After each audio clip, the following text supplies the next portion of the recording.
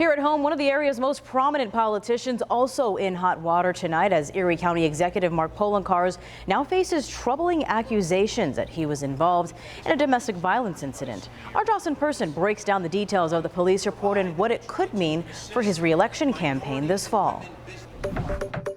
Erie County Executive Mark Poloncarz facing some intense scrutiny after being named in a domestic violence report filed with Buffalo Police. According to the report, the alleged incident happened last Saturday and ended with a woman screaming for help. She claimed Poloncarz grabbed her and restrained her against a window. We are not naming the woman mentioned in the report due to privacy reasons. Our 7 News reporter Sean Mickey spoke to Poloncarz over the phone on Thursday about this alleged incident. Poloncarz says he got into a disagreement with a woman he was seeing who went through his phone and saw some text messages. He says it led to an emotional breakup.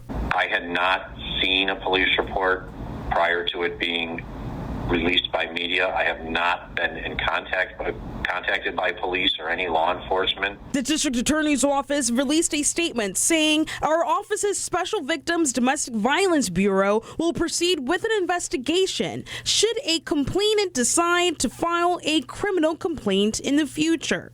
Poloncarz did say he's not denying it was a heated conversation, but that it never became physical. If I had slapped her or physically abused her, then yeah, I probably would have resigned already.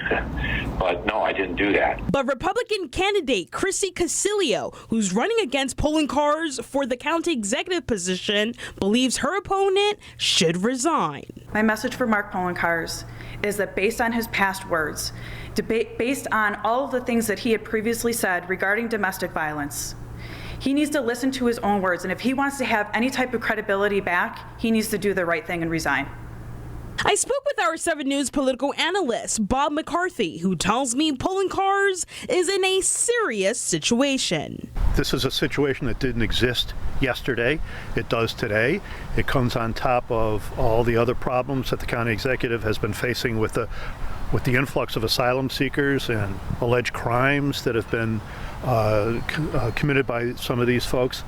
And so now this happens, and he's going to have to deal with it. And he has been very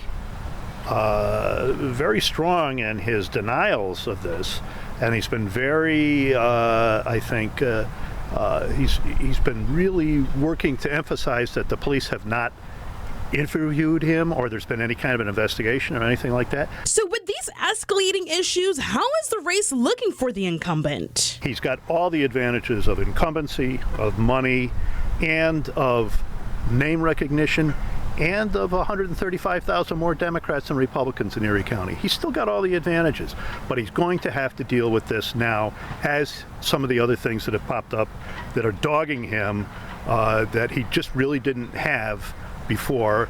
They're there now, and he's going to have to face them. That's all I can say.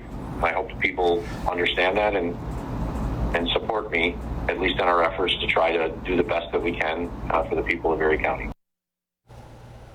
Now, Fabian, I want to note that Poloncarz was not arrested or charged with any crime here. But Poloncarz did say he isn't afraid to cooperate with the DA's office and police if an investigation happens. In studio, Jocelyn Person, 7 News.